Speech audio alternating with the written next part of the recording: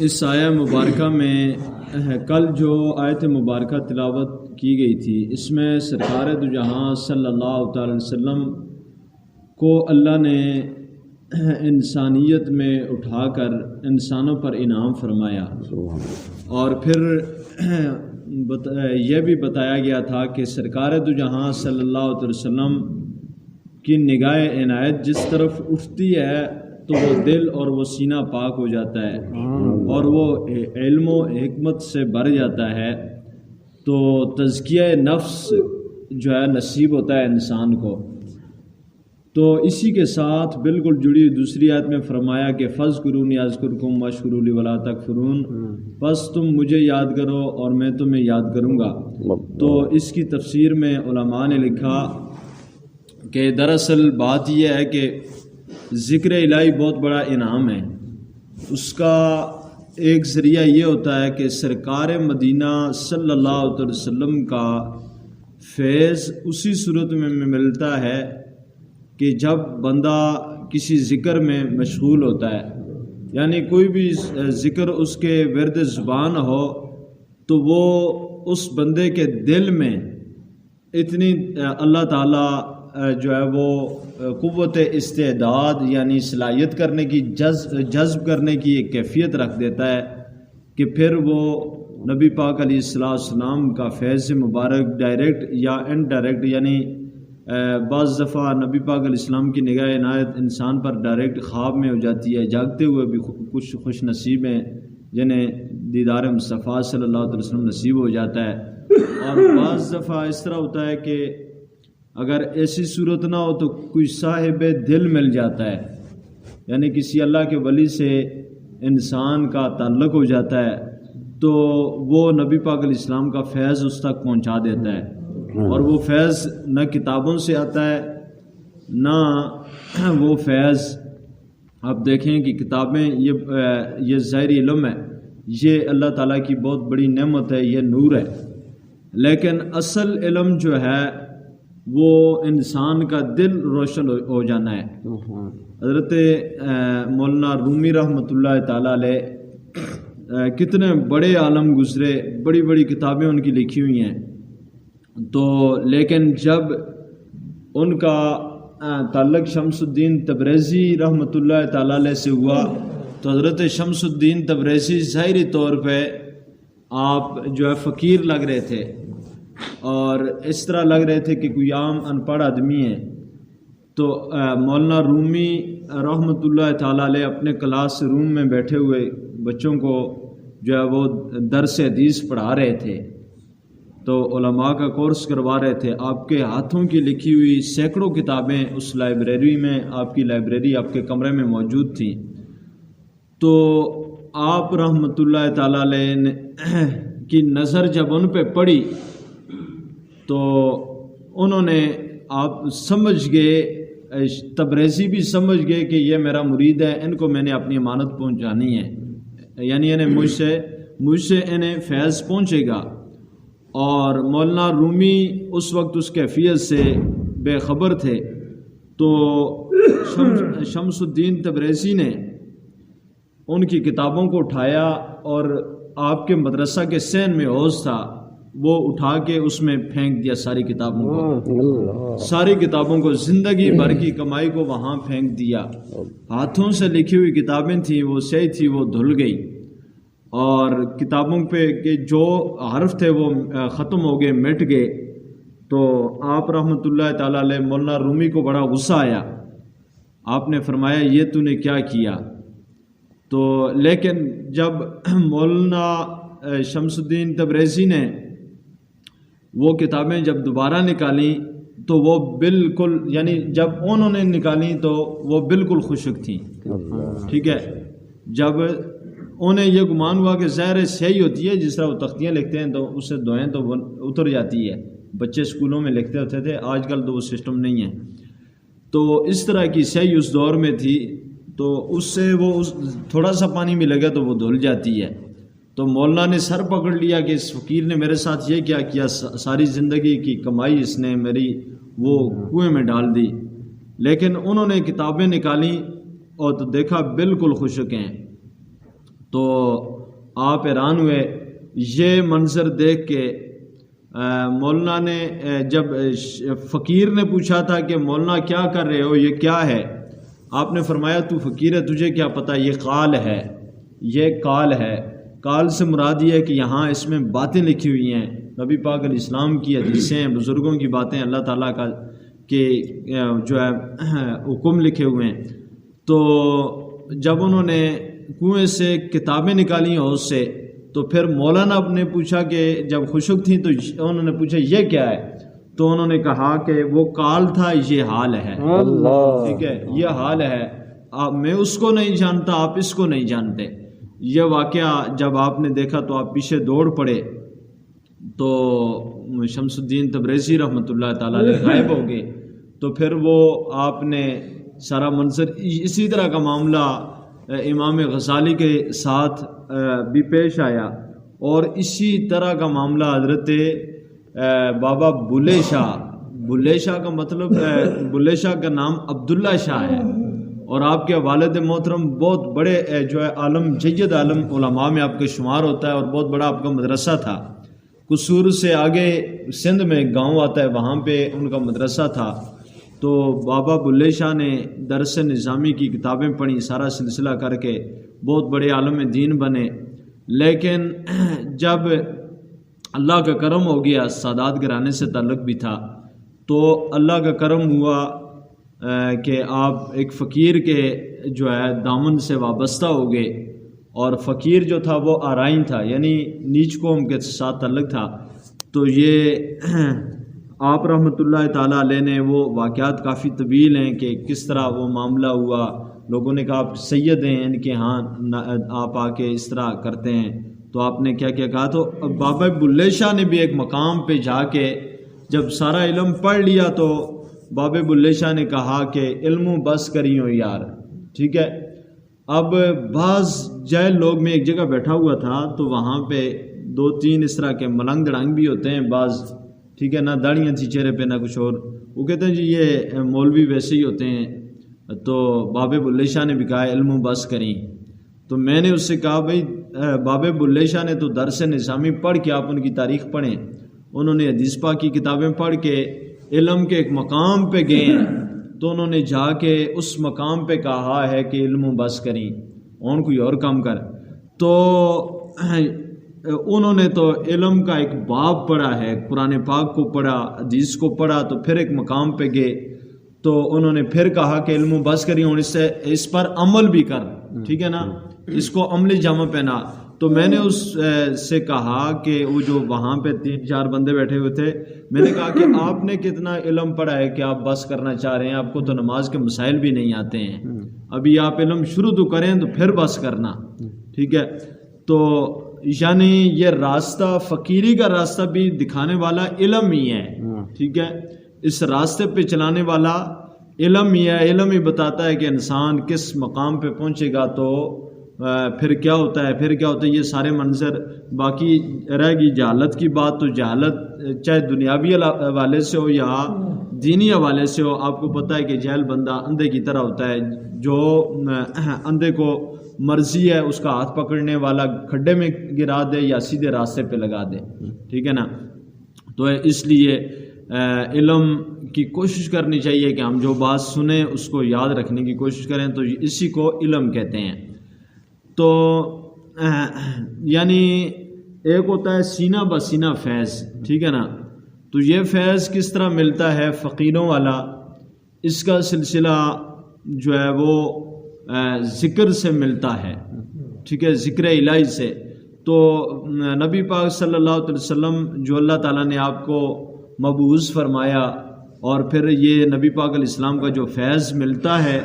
اس کا ذریعہ ذکر الہی ہے۔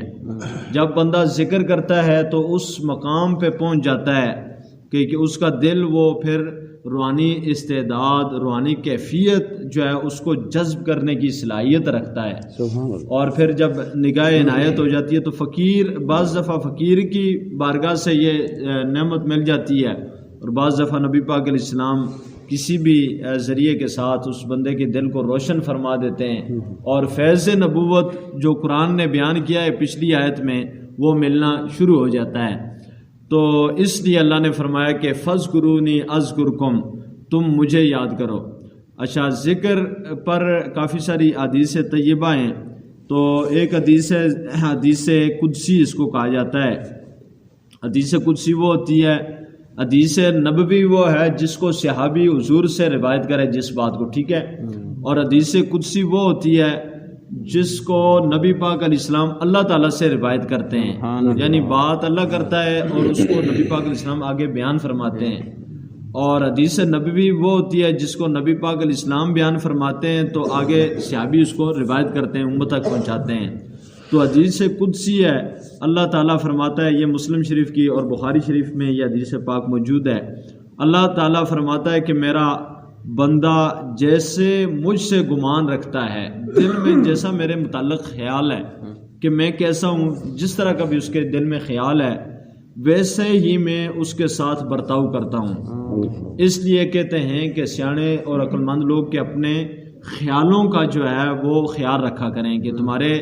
ذہن میں خیال کیسے آ رہے ہیں، ٹھیک ہے، کبھی تنہائی میں بیٹھ کے غور کریں کہ میں کس چیز کے متعلق سوچتا رہتا ہوں اور اللہ کے ہاں میرا کیسا خیال ہے۔ تو اللہ کے ہاں یہی خیال رکھنا چاہیے کہ اللہ تعالیٰ غفور الرحیم ہے، مہربان ہے، وہ مجھ پہ رحم فرمائے گا، میرے گناہوں کو معاف فرمائے گا۔ تو اس خیال پہ جمے رہیں تو انشاءاللہ کرم ہوگا۔ آگے اللہ فرماتا ہے اگر وہ مجھے دل میں یاد کرے، اب ذکر کی بات ہے، اگر وہ میرا بندہ مجھے دل میں یاد کرے گا تو میں بھی اس سے جو ہے ایسے ہی یاد کرتا ہوں۔ اگر وہ مجھے مجمع عام میں یاد کرے تو میں اس مجمع سے بہتر مجمع میں یاد کرتا ہوں۔ سبحان اللہ، یعنی انسان کی بساط تو یہ مجمع جو ہوگا وہ انسانوں کا ہوگا، لیکن اللہ فرماتا ہے کہ میں ملائکہ کے مجمع میں اس کو یاد کرتا ہوں۔ اگر وہ ایک بالشت، ایک ہاتھ، ٹھیک ہے نا، ایک بالشت میرے نزدیک ہو تو میں ایک ہاتھ اس کے نزدیک ہوتا ہوں، ٹھیک ہے، اور اگر وہ ایک ہاتھ میرے نزدیک ہو تو میں ایک قدم اس کے قریب ہو جاتا ہوں۔ یعنی بندہ تھوڑا سا جو ہے نا وہ چلتا ہے تو اللہ تعالیٰ اس سے بہت زیادہ اس کے قریب ہوتا ہے۔ اگر وہ چل کر میری طرف آئے تو میں دوڑ کر اس کی طرف جاتا ہوں۔ تو یہ یعنی کتنا بڑا کرم ہے۔ اور ذکر ذاکرین خدا، یعنی جو ذکر الہی میں مشغول رہتے ہیں، ان کا وہ ایک طویل حدیث پاک ہے جس کا مفہوم یہ ہے کہ نبی پاک علیہ السلام فرماتے ہیں کہ ملائکہ کی ایک جماعت پھرتی رہتی ہے زمین پہ، یہ یہاں پہ ذکر الہی ہو رہا ہے، یہ یاد رکھیں، ٹھیک ہے۔ ذکر سے مراد ایک ذکر باللسان ہوتا ہے، ایک ذکر بالقلب ہوتا ہے، ایک ذکر بالجوارح ہوتا ہے۔ ذکر باللسان، زبان سے بندہ اللہ اللہ کرتا رہے، سبحان اللہ، الحمدللہ، درود پاک پڑھتا رہے، یہ بھی اللہ کا ذکر ہے، ٹھیک ہے، یا قرآن پاک پڑھ رہا ہے یا نماز پڑھ رہا ہے، تو یہ سب ذکر الہی ہے۔ اور ایک ہوتا ہے ذکر باللسان، ٹھیک ہے نا، یہ زبان سے آ گیا، اور ایک ہوتا ہے ذکر بالجوارح، بندہ زبان سے تو کچھ نہیں کر رہا لیکن ایسا کام کر رہا ہے جس کا حکم اللہ نے دیا ہے، ہاتھوں سے کر رہا ہے، ٹھیک ہے، تو وہ بھی ذکر الہی میں شمار ہوگا۔ اور ایک ہوتا ہے ذکر بالجوارح، یعنی بندہ نہ ہاتھوں سے کچھ کر رہا ہے نہ زبان سے کچھ پڑھ رہا ہے، اس کا جسم بھی ساکن ہے لیکن اس کا دھیان جو ہے وہ اللہ کی یاد میں مشغول ہے، اس کا خیال اللہ کے جو ہے یاد میں مشغول ہے۔ وہ آسمان کو دیکھتا ہے تو اللہ کی جو ہے شان عظمت اس کے ذہن میں آ رہی ہے کہ وہ کتنی بڑی ذات ہے جس نے بغیر ستونوں کے اتنا عظیم چھت جو ہے وہ کھڑا فرما دیا۔ اور اگر وہ پہاڑوں کو دیکھتا ہے تو اللہ کی ہیبت اور اللہ تعالیٰ کی شان وحدانیت اس کے ذہن میں آتی ہے۔ اگر وہ مثال کے طور پہ کسی درندے کو دیکھتا ہے تو اللہ کی شان قہاریت اس کے ذہن میں آئے، اگر وہ ماں کی مامتا کو دیکھتا ہے تو اللہ کی رحمت اس کے ذہن میں آئے، تو اس کو یعنی کائنات میں غور و فکر کر رہا ہے۔ تو یہ غور و فکر کائنات میں کرنا کیا ہے، اس کے متعلق نبی پاک علیہ السلام نے فرمایا چونکہ اس وجہ سے انسان پہ اللہ کے اسرار ظاہر ہوتے ہیں، تو اس کی بہت بڑی فضیلت ہے، اتنی بڑی فضیلت ہے کہ نبی پاک علیہ السلام نے فرمایا کہ ایک گھڑی کا جو فکر آخرت ہے اور اس طرح کا مراقبہ ہے وہ 60 سال کی عبادت سے بہتر ہے۔ یعنی جب اللہ تعالیٰ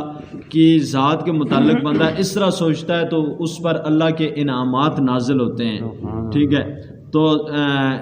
ذکر یہاں پہ بھی اب ذکر ہو رہا ہے، ٹھیک ہے۔ یہ جہاں پہ نبی پاک علیہ السلام کی حمد و ثنا ہو، انبیاء کا ذکر ہو، اولیاء کا ذکر ہو، یہ سب اللہ تعالیٰ کے ذکر میں شامل ہے۔ تو فرشتوں کی ایک جماعت پھرتی رہتی ہے، ملائکہ زمین پہ سیر کرتے رہتے ہیں، نبی پاک علیہ السلام نے فرمایا، اور ایسے لوگوں کو تلاش کرتے ہیں، ایسی جماعت کو جو ذکر الہی میں مشغول ہو۔ تو ملائکہ جب انہیں پا لیتے ہیں زمین پر ایسی جماعت کو، تو وہ ایسی جماعت کو پا کے جب وہ جماعت کا ان کا اختتام ہو جاتا ہے تو دعا کے بعد وہ فرشتے اللہ کی بارگاہ میں حاضر ہوتے ہیں۔ اللہ سب کچھ جانتا ہے، لیکن باوجود علیم بذات الصدور ہونے کے وہ پوچھتا ہے ملائکہ کہاں سے آئے ہو؟ تو عرض کرتے ہیں پروردگار تو خوب جانتا ہے کہ ہم فلاں تیرے ذاکرین کی جماعت سے اٹھ کے آ رہے ہیں۔ تو اس حدیث پاک میں جب اس جماعت کو پا لیتے ہیں تو ان کو اپنے نورانی پروں سے ڈھانپ لیتے ہیں، رحمت کے پروں سے ڈھانپ لیتے ہیں اس جماعت کو۔ تو برخاست ہوتی ہے یہ محفل، تو اٹھ کے اللہ کی بارگاہ میں حاضر ہوتے ہیں۔ تو اللہ فرماتا ہے کہاں سے آ رہے ہو؟ عرض کرتے ہیں کہ زمین پر فلاں جگہ سے تیرے بندے ذکر کر رہے تھے، وہاں ان کے پاس سے ہو کے آ رہے ہیں۔ تو اللہ تعالیٰ فرماتا ہے کہ ملائکہ وہ کیا چاہ رہے تھے، وہ اور کیا چیز مانگ رہے تھے، کس چیز سے وہ ڈر رہے تھے، اللہ تعالیٰ بار بار سوال کرتا ہے۔ تو وہ کہتے ہیں کہ یا اللہ وہ اپنے گناہوں کی مغفرت جو ہے وہ چاہتے ہیں، اور وہ چاہتے ہیں، جنت کے طلبگار ہیں اور جہنم سے پناہ مانگتے ہیں۔ اللہ فرماتا ہے اگر وہ جنت کو دیکھ لیتے تو پھر کیا کرتے؟ تو عرض کرتے ہیں مولا اگر بن دیکھے یہ عالم ہے تو دیکھ لیتے تو وہ تو اور بے قرار ہو جاتے۔ تو اللہ فرماتا ہے جہنم سے پناہ مانگ رہے تھے، تو اگر وہ جہنم کو دیکھ لیتے تو عرض کرتے ہیں مولا وہ اس سے اور زیادہ تیری پناہ مانگتے۔ تو اللہ تعالیٰ فرماتا ہے کہ وہ چاہتے کیا تھے؟ تو فرشتے عرض کرتے ہیں مولا وہ چاہتے تھے کہ ہماری مغفرت ہو جائے۔ تو اللہ فرماتا ہے کہ ملائکہ تم گواہ رہنا، میں نے ان سب کی مغفرت فرما دی ہے۔ اب حدیث پاک کے جو اگلے جملے ہیں وہ بڑے قابل غور ہیں۔ ان میں حدیث پاک میں ہے کہ ایک فرشتہ اسی جماعت میں سے آگے بڑھتا ہے، اللہ کی بارگاہ میں عرض کرتا ہے پروردگار وہ سب تو چلو مغفور ہو گئے، انہیں تو نے معاف فرما دیا، لیکن اسی مجلس میں ایک بندہ ایسا بھی بیٹھا ہوا تھا جو اس نیت کے ساتھ، سارے عمل کا دار و مدار نیت پہ ہے، لیکن وہ اس نیت کے ساتھ نہیں آیا تھا کہ تیرا ذکر کرے، بلکہ وہ وہاں سے گزر رہا تھا اور تماشا دیکھنے بیٹھ گیا کہ دیکھوں یہ لوگ کر کیا رہے ہیں، وہ تو اس نیت کے ساتھ بیٹھ گیا تھا۔ تو اللہ تعالیٰ فرماتا ہے کہ اس جماعت کے ساتھ بیٹھنے والا بھی محروم نہیں رہ سکتا، میں نے اس کی بھی مغفرت فرما دی ہے۔ یعنی ذاکرین خدا ایسی عظیم لوگ ہوتے ہیں جن کے پاس بیٹھنے والا بھی محروم نہیں رہ سکتا۔ تو اگلی آیت مبارکہ کا اگلا جو حصہ ہے اس میں اللہ نے فرمایا، ذکر کے متعلق تو کافی ساری حدیثیں ہیں جن میں اللہ تعالیٰ نے یعنی نبی پاک علیہ السلام نے ذاکرین خدا کی فضیلت کو بیان فرمایا ہے، اور یہ بھی حکم فرمایا کہ اس طرح اللہ کا ذکر کرو کہ لوگ تمہیں پاگل سمجھیں کہ یہ پاگل ہو گیا ہے، یہ دیوانہ ہے، یہ مجنون ہے، تو اس طرح اللہ کو یاد کرو۔ اور اللہ نے دوسری آیت میں فرمایا یا ایھا الذین آمنوا اذکروا اللہ ذکرا کثیرا، اے اہل ایمان اللہ کا ذکر کرو اور کثرت کے ساتھ اللہ کا ذکر کرو۔ تو جب بندہ ذکر کرتے ہوئے رات کو اپنے بستر پہ سونے لگتا ہے تو اس وقت ایک بندے کے پاس شیطان آ جاتا ہے اور دوسرا رحمت کا فرشتہ آتا ہے۔ تو بندہ جب ذکر کر کے، فرشتہ کہتا ہے ذکر کر کے سو، شیطان کہتا ہے غافل ہو کے سو جا۔ تو جب بندہ ذکر الہی یعنی دعا پڑھ لے، سورہ اخلاص پڑھ لی، آخری 4 قل پڑھ لیے، کچھ ذکر کر کے وہ سوتا ہے تو ساری رات رحمت کا فرشتہ اس کی حفاظت کرتا رہتا ہے۔ اور نبی پاک علیہ السلام نے فرمایا اگر وہ اسی حالت میں انسان چارپائی سے گر کے مر گیا تو وہ بندہ شہادت کی موت مرے گا۔ تو اس لیے ہمیں اٹھتے بیٹھتے اور کوئی ذکر نہیں آتا تو پہلا کلمہ تو آتا ہے، درود پاک تو سب کو آتا ہے۔ تو اس کا ایک فائدہ دیکھیں اس آیت کے ساتھ بالکل ملحق یہ آیت مبارکہ ہے، چونکہ ہم درس قرآن سن رہے ہیں تو اس میں پچھلی آیت میں نبی پاک علیہ السلام کے فیض کا ذکر ہے اور آگے اللہ کے ذکر کا ذکر ہے۔ تو اس کا جب ہم ذکر کریں گے تو ہمیں نبی پاک صلی اللہ علیہ وسلم کا فیض ملے گا، جب فیض ملے گا تو پھر ہمیں پتہ چلے گا کہ ہم کیا تھے اور ہم کر کیا رہے تھے اور ہم ہیں کیا۔ تو اقبال یہی کہتا ہے کہ تو شہین ہے لیکن کبوں کی طرح زندگی گزار رہا ہے۔ انسان کو اللہ نے بہت بڑا مقام عطا کیا ہے لیکن انسان اس چیز سے غافل ہے۔ اللہ تعالیٰ مجھے اور آپ کو ہر وقت اپنا ذکر کرنے کی توفیق عطا فرمائے، نبی پاک صلی اللہ علیہ وسلم کا دامن رحمت دنیا آخرت میں نصیب فرمائے، آمین بجاہ نبی امین صلی اللہ علیہ وسلم۔